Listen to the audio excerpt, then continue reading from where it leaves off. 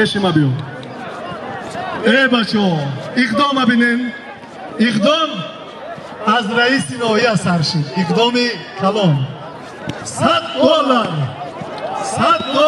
اینام رئیس ناحیه فیض‌آباد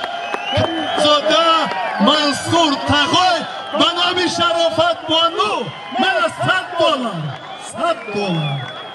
در یک زال مشق میکردن میگه ما میگیرم این میگه ایزو نمیکشی که هر دومون در یک زال مشق میکنیم خودتو میگه میگه خیلی من میگیم بازی من آدم یک کس میام برای خیلی تزیق نشه همیا قدمش بزنم میگیری خطیش همیشه بشی همیشه بشی همیشه بشی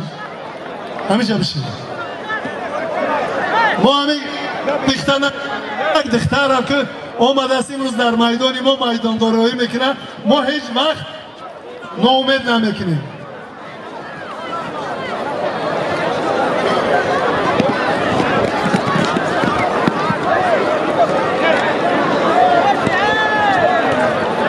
آیسته آیسته گوشتینگ میده ها با کلان ترکا بگذرانه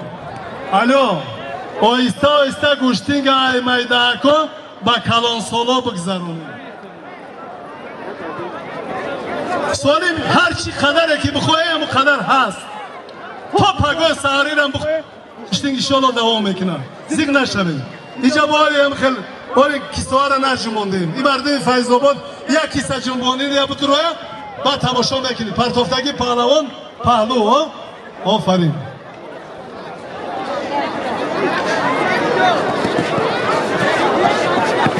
کبری آنچه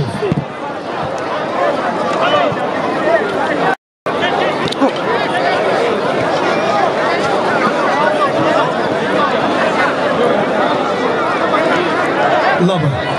شما بریدی اینو روبودی خوش اومدی مسئولی بودی پهلوان اینو روبود بوده بازی ما بچه های میده را بود کنیم بعد نوی کلان را ما اعلان میکنیم ولی حرکت عدر نشوید اینجا